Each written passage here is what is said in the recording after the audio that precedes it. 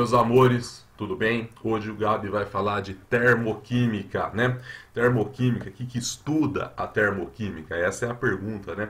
Bom, a termoquímica é o ramo da química, né, que estuda as variações energéticas das reações químicas. Como assim, né? Nós vamos estudar reações que liberam calor, deixam o ambiente mais quente, né? E reações que absorvem calor, que deixam o ambiente mais frio. Bom, é isso que a gente vai estudar hoje. Para entender um pouco melhor essas reações, nós temos que entender que calor é uma forma de energia. Nós iremos medir esta energia usando calorias ou joules, né? Ou quilocalorias ou quilojoules, tudo bem? Lembrando que uma caloria é igual a 4,1868 joules. Porém, no ensino médio, nós iremos usar 4,2 joules. Então, uma caloria, se alguém te perguntar, você fala que é aproximadamente 4,2 joules, beleza? Uma coisa importante, o calor ele sempre flui do corpo de maior temperatura para o corpo de menor temperatura, que simplificadamente a gente fala que flui do corpo quente para o corpo frio, beleza? Pensando em tudo isso, meus amores, eu vou falar para vocês do princípio da conservação da energia. O que eu quero dizer com isso, né? Eu posso pegar uma energia que está armazenada numa molécula e, durante uma reação, fazer que essa energia seja liberada para o ambiente, né? Mas se você somar todas as energias, tem que sempre dar a mesma coisa, né? Ou seja, a energia no universo é constante. Então veja bem, vamos começar aqui por um exemplo de uma reação de combustão, uma reação de queima, né? Uma reação de queima. A reação de combustão, uma reação de queima, é uma reação que libera energia. Até coloquei aqui, ó, reação aconteceu, formou os meus produtos e liberou energia, né? Produziu energia. Bom, mas vamos pensar assim. Eu tenho aqui um recipiente com etanol, né? Etanol líquido, e eu taco fogo nisso, né? O etanol aqui, ele é feito de moléculas, né? O oxigênio também, né? Essas moléculas aqui, elas têm uma energia, né? Eu falo, uma? Não, tem várias, né? Tem energia cinética, energia gravitacional, energia potencial, energia das ligações entre os átomos, né? As energias dos prótons, as energias dos elétrons, né? As energias dos nêutrons, né? Aqui é a mesma coisa, né? E então eu falo que no início eu tenho um conteúdo energético. O meu sistema tem um conteúdo energético, certo? O meu sistema inicial, que são os meus reagentes, né? Eles têm uma energia total que eu vou chamar de conteúdo energético total. Só que os meus reagentes, né, pelo nome já fala, eles reagem. Quando eles reagem, eles formam substâncias completamente diferentes. Como as substâncias são completamente diferentes, estas substâncias aqui que eu estou passando o mouse, ó, CO2 e água, vão ter energias completamente diferentes, né? Porque as ligações são diferentes, né? Você concorda? A estrutura, a geometria, tudo é diferente. Uma reação química são substâncias formando novas substâncias. Então essas novas substâncias, elas vão ter um conteúdo energético final, porque são os produtos, o fim, né? O sistema final. Esse conteúdo energético final é diferente do conteúdo energético inicial. Você fala, lógico, né? São substâncias diferentes. Como que nós, químicos, iremos chamar este conteúdo energético inicial dos reagentes, né? De entalpia dos reagentes. E como nós, químicos, iremos chamar esse conteúdo, essa energia dos produtos, a energia final dessas substâncias, né? Vai ser chamado de entalpia dos produtos. Nós iremos simbolizar a entalpia dos reagentes por HR, né? Então, HR é a energia dos reagentes, a energia do meu sistema no início, né? É o meu conteúdo energético no meu sistema inicial, tá bom? E HP vai ser a energia dos produtos, a entalpia dos produtos, a energia do meu sistema final. Bom, você concorda comigo que a HP é diferente da HR, porque são substâncias diferentes. Bom, se eles são diferentes, eu faço um menos o outro, eu vou descobrir, no caso deste, né, processo, desta reação, que é uma reação que libera calor, a energia liberada. Então, eu tenho aqui o meu ΔH. Este meu ΔH, né, que é a variação de entalpia, ela vai fazer o quê? Ela vai fornecer um valor, falar assim, ó, esta reação liberou tanto.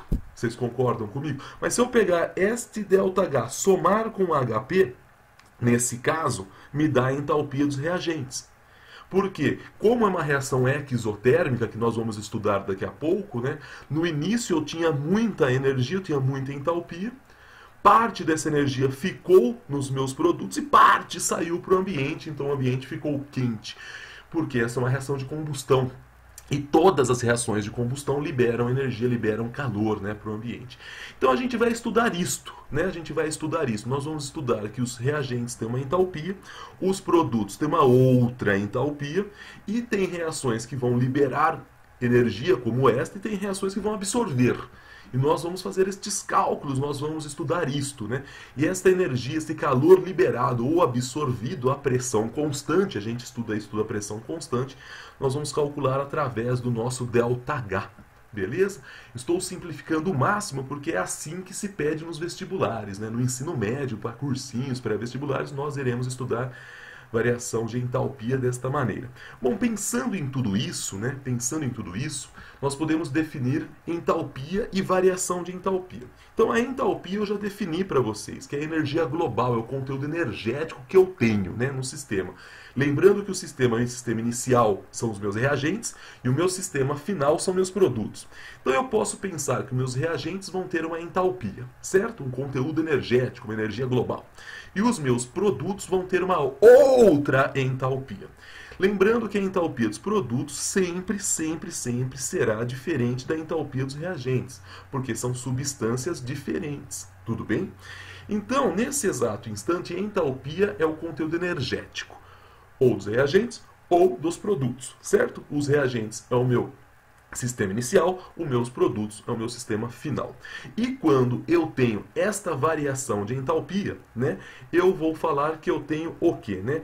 Que é o ΔH. O ΔH seria quando um sistema sofre uma variação de entalpia. Ou seja, entalpia dos produtos menos entalpia dos reagentes. É assim que, por hora, nós vamos calcular o ΔH. Existem outras maneiras? Existem, certo? Existem. Nós iremos estudar também nas próximas aulas. Até aqui tranquilo, meus amores? Então agora nós iremos estudar as reações exotérmicas, né? Se algum dia alguém falar o que é uma reação exotérmica, Gabi, o que é uma reação? Uma reação que produz calor, tá? É uma reação que fica quente. Se ela fica quente, ela libera calor. Então é isso que você tem que responder. O que é uma reação exo? Libera calor. Libera calor, libera calor. Beleza? Bom, vamos pegar aqui um exemplo. A combustão do grafite. Se eu pegar carbono grafita e tacar fogo, reage com oxigênio, formando CO2 e liberando 94 quilocalorias. Tá, beleza. Por que uma reação é exo? Ah, porque ela libera calor. Tá, por que ela libera calor? Porque ela é exo. Mas por que isso, gente? Por que ela liberou calor? Essa é a pergunta dos campeões. Quando alguém te perguntar isso, você responde assim: em uma reação exotérmica, a entalpia, aqui, olha, gente linda, a energia dos reagentes é maior que a energia dos produtos. Então, parte da energia dos reagentes ficou presa, ficou aprisionada nos produtos, quando formou as novas moléculas. E parte desta energia saiu para o ambiente. Então, o grande segredo é que toda reação exotérmica é uma reação que, no começo, você tinha uma entalpia muito grande e agora, no fim, que é o seu produto, a entalpia é menor.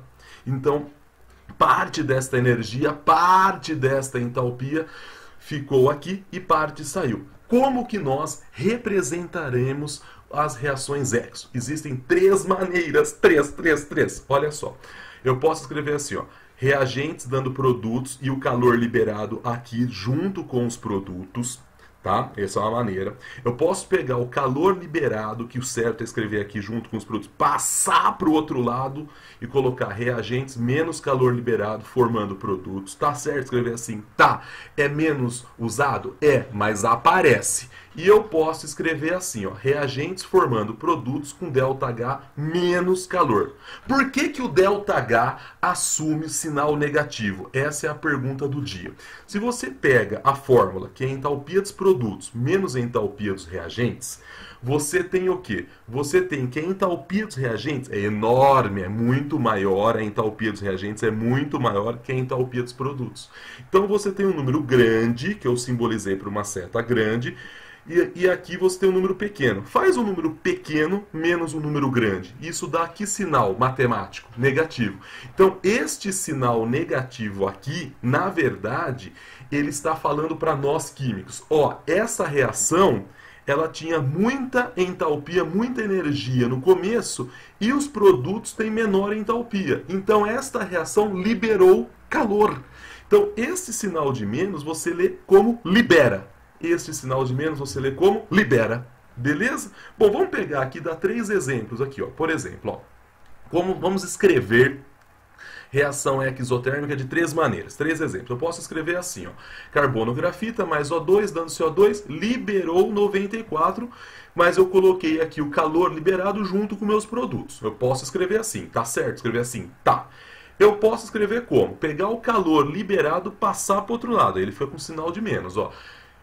Reagentes, liberou 94 quilocalorias e formou os produtos. Beleza. E também eu posso pegar esse calor liberado e tirar de dentro da equação. Porque você pode ver que aqui ele está na equação e aqui também. Eu posso tirar de dentro. Como?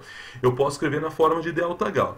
Reagentes, formou produtos, liberou 94. Beleza? Isso é a forma que eu tenho de representar uma reação exo. Esta, ou esta, ou esta. Quais das 3 maneiras está correta? Não tem disso. As 3 maneiras estão corretas. Beleza, gente? Então agora vamos estudar a reação endotérmica. O que são reações endotérmicas, né? São reações que consomem calor, usam o calor. Então ela fica fria, né? Se fica frio, mas por quê? Então, por que fica frio? E se ela fica frio, o que acontece? O calor entra nela. Puta, Gabi, tá difícil isso. Vamos explicar devagar. A reação endotérmica, ela consome calor, ela usa o calor que ela absorve para montar o produto. Por isso que tudo fica frio em volta dela. E ela usou esse calor para ficar quente? Não, ela usou esse calor para formar o produto. Como assim? Veja bem, eu tenho um recipiente com H2 e I2. O H2 e o I2 têm uma energia, têm uma entalpia. Só que eles não têm entalpia e energia suficiente para montar, para formar o HI. Eles absorvem o calor da parede do recipiente, eles absorvem o calor da minha mão que está segurando o recipiente. Eles usam esse calor absorvido, não para ficar quente, eles usam esse calor para quê? Para formar o produto. Então o produto aqui, no caso, ele vai ter uma energia, uma entalpia maior que a entalpia dos reagentes. Sempre que você tiver uma reação endotérmica, você fala que a entalpia dos produtos é maior que a entalpia dos reagentes. Bom, como eu posso escrever uma reação endotérmica? Bom, reagentes absorveram calor e assim formaram os produtos. O calor absorvido pela reação fica do lado dos reagentes. Quando eu quero trocar de lugar o calor absorvido, eu coloco lá os produtos. Mas olha só, esse calor aqui está com sinal de menos, porque eu troquei de lugar. Porém, é calor absorvido da mesma maneira. Então, olha só, reagentes formaram produtos e esta reação absorveu calor, tá? Bom, quando eu quero tirar o calor absorvido de dentro da equação, eu coloco na forma de ΔH, ΔH. Mas por que o ΔH assume sinal positivo? Essa é a pergunta do dia. Por quê? O produto, ele tem um calor muito grande, ele tem uma energia muito grande, né? Quando eu falei calor, eu quis dizer entalpia, ele tem uma energia muito grande. Então eu tenho uma entalpia grande, uma energia grande aqui, certo? Certo, certo, certo. E os reagentes, eles têm o quê? Uma entalpia pequena. Faça um número grande menos um número pequeno. O que vai dar? Vai dar positivo. Então, este sinal positivo, ele significa que esta reação absorveu o calor. Esta reação tem o quê? Tem os produtos com uma entalpia maior que a entalpia dos reagentes. Como é que os produtos podem ter uma entalpia maior que a dos reagentes? Porque os reagentes tinham uma entalpia e absorveram, roubaram energia do meio e assim formaram os produtos. Beleza? Vamos a exemplos? Vamos lá.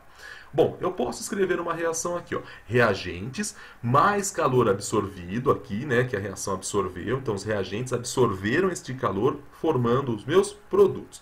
Quero trocar o calor absorvido de lugar. Então, eu coloco do lado dos produtos. Tá.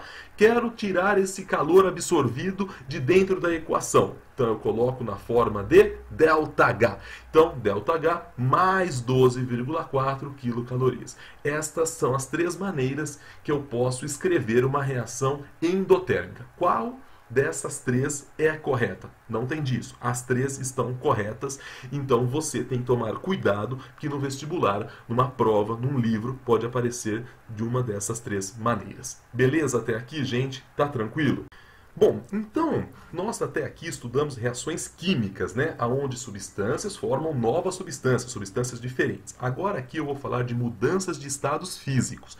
Mudanças de estados físicos são o que, meus amores? São fenômenos físicos, tá? Bom, vamos lá. Do sólido para o líquido, né? Como chama essa passagem do sólido para o líquido, né? Chama fusão. Beleza. A fusão é um processo endotérmico. Por exemplo, pegue a água como exemplo. Pega um cubo de gelo, certo?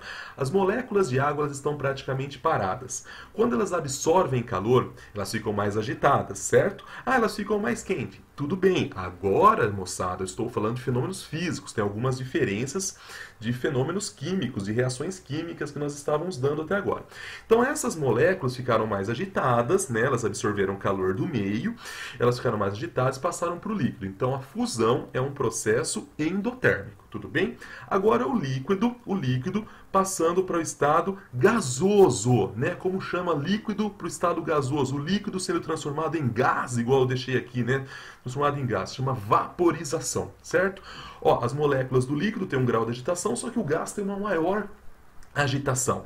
Então a vaporização também é um processo endo. Olha só que coisa legal. Uma vez caiu no vestibular assim, ó. Uma pessoa ao sair de uma piscina num dia ensolarado, estava molhada, ela sentiu frio. Por quê, né? A resposta é porque a água que estava sobre a superfície da pele da pessoa absorveu o calor desta pessoa para se transformar em gás, para ir embora, né? Então, a vaporização é um processo endo. Por isso que a pessoa sofre aí essa sensação de frio, né? Ela fica friolenta, porque a água, para evaporar, ela absorve calor da pele da pessoa, né? É o princípio do suor, né? Quando a gente sua, né? O suor, ao evaporar, ele retira calor do nosso corpo, né? Então, a vaporização é um processo endo, certo? Bom, o gás sendo transformado em líquido, né? Como é que chama? Liquefação. Então, o gás tem uma energia muito grande para ser transformado em líquido, tem uma menor energia. A liquefação, então, será um processo exotérmico, tudo bem? Um processo exotérmico. E o líquido sendo transformado em sólido, né? Em sólido, eu vou chamar de solidificação, também é um processo exotérmico, porque o líquido tem um grau de agitação maior que do sólido, então o líquido tem que perder esta energia aí para poder ser transformada em sólido. Tá, bom, e do sólido para o gás direto, como chama? Sublimação, que também é um processo endotérmico. As moléculas estão praticamente paradas e o gás muito agitado, então tem que absorver energia para que isso aconteça, né? E do gás para o sólido, nós iremos chamar de ressublimação, que trata-se de um processo exotérmico. Beleza? Lembrando que tudo isso são fenômenos físicos, tá bom? São fenômenos o quê? Físicos. Então eu tinha água no começo sólida, agora eu tenho água líquida, depois eu tenho água gasosa e assim por diante. Sempre água, sempre H2O, como exemplo que eu estou dando, né? Ou pode ser outra substância, tipo hidrogênio gasoso, hidrogênio líquido, né? Hidrogênio sólido, tá bom? É importante vocês entenderem que isso são fenômenos físicos. Beleza até aqui, gente? Então agora nós iremos falar de alguns fatores que influenciam o valor do ΔH, beleza? Bom, vamos começar por qual? Variedade alotrópica. Como assim variedade alotrópica, Gabi? Vamos pensar assim, ó, devagar. Ó.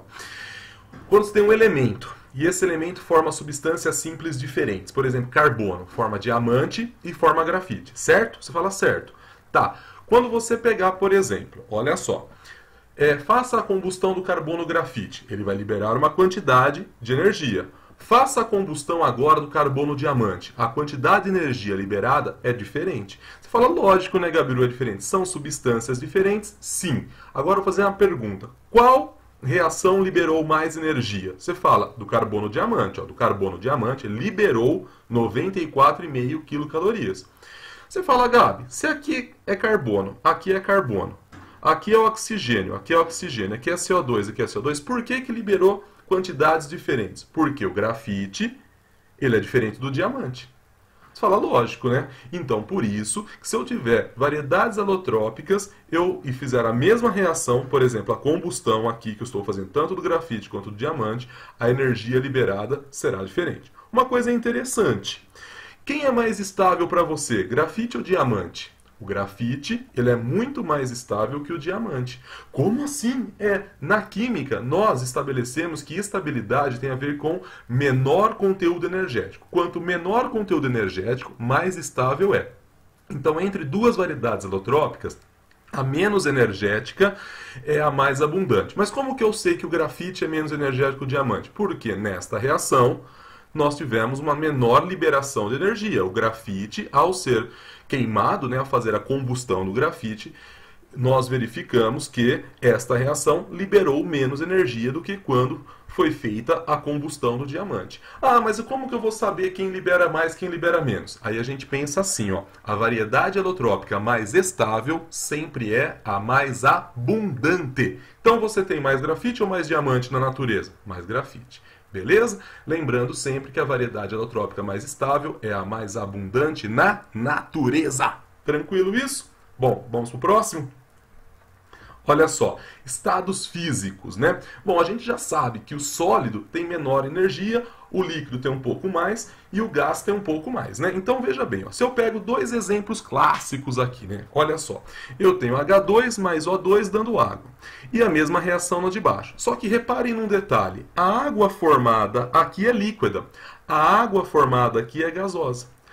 Olha só, essas duas reações são o quê? Exotérmicas. As duas reações liberam energia. Tá, por que a primeira reação liberou mais energia, 68,3, é maior do que 57,8? Por que liberou mais energia? Essa é a pergunta dos campeões. Aí o Gabi fala, por quê? Parte da energia aqui fica aprisionada na água, certo? Parte da energia aqui fica aprisionada na água. Quem que pega mais energia para si? Algo no estado gasoso ou algo no estado líquido? Algo no estado gasoso. Então, a água gasosa, por ter mais energia, sobra menos para ir para o ambiente. Então, quando eu tenho duas reações exatamente iguais, mas mudando o estado físico de uma das substâncias, o ΔH vai ser diferente. Porque substâncias em estados físicos diferentes, por mais que seja a mesma substância, elas têm energias diferentes. Beleza isso? E, para terminar, a gente tem que falar de quantidade de participantes. Olha só, moçada, se uma reação química libera tanto de energias, por exemplo, liberou 100 quilocalorias, se eu dobrar os reagentes, vai dobrar os produtos, vai dobrar a energia liberada. Se uma reação absorve, sei lá, 50 quilocalorias, se eu dobrar os reagentes, dobro o produto, lógico, e absorve o dobro. Então, para você entender melhor, eu tenho a reação aqui, H2 mais I2 dando HI, certo? Esta reação absorve 12,4 quilocalorias. Você fala, da hora. Veja bem, se eu pegar 1 mol de H2, eu preciso de 1 mol de I2, formando 2 mols de HI, e esta reação, nessa proporção, absorve 12,4, certo? Você fala, certo? Então, beleza. Vamos pegar aqui, para cada 1 mol de H2, absorve 12,4 nessa reação. Sim? Você fala sim. Se eu usar 2 mols de H2, ai, Gabi, vai precisar de 2 mols de I2. Lógico, vai. Vai formar 4 mols de HI. Lógico, vai. Mas vai absorver quanto? Vai absorver 24,8. Por isso que a gente fala que o calor de reação, ou seja, o calor liberado ou absorvido, que você calcula através do ΔH, é uma propriedade extensiva, ou seja, depende da quantidade de participantes. Isso é meio lógico, né? Você vai fazer um churrasco, você pega um pouquinho de carvão, libera uma quantidade de energia. Se você tacar fogo numa quantidade maior de carvão, libera mais energia. Fez sentido isso, meus amores? Tranquilo até aqui? Então, vou fazer um exemplo para vocês. Um exemplo aqui que eu peguei de um vestibular. O hidrogênio H2 é usado como combustíveis de foguetes. O hidrogênio queima na presença de oxigênio, O2, produzindo vapor de água segundo a equação. E o cara me dá a equação. A energia liberada na queima de 1 grama de hidrogênio é, e ele fala que a massa molar do hidrogênio é 2 gramas por mol. E ele fala aqui, qual energia eu vou assinalar? Quanto que liberou? Vamos pensar assim. Eu sei que para cada 2 mols de H2, eu uso 1 mol de O2 e formo 2 mols de água. E assim libera 484 kJ. Bom, que ele está relacionando H2 com energia liberada. Tá bom. 2 mols de H2, quando acontece nessa reação, quando reage aqui, né, libera essa quantidade. Tá. 2 mols de H2 é 2 vezes 2 gramas. Vocês concordam comigo? Porque cada mol de H2, 2 gramas. Eu tenho 2 mols, 2 vezes 2. Então, 4 gramas de H2, né, quando reage nessa reação, libera 484 kJ. Certo? Certo. Se eu pegar apenas 1 grama de H2, nesta reação, vai mudar todas as proporções aqui, sim, mas vai liberar quanto? 121 kJ. Então, quando tem 4 gramas de H2 reagindo aqui, libera 484. Quando 1 grama só reage, eu vou ter a liberação de 121 kJ. Então, assim eu ficaria com a letra D. Ah, mas não tem sinal de menos aqui. É porque já está escrito liberado. Entenderam o exemplo? Belezinha, gente? Certinho? Tchau, tchau.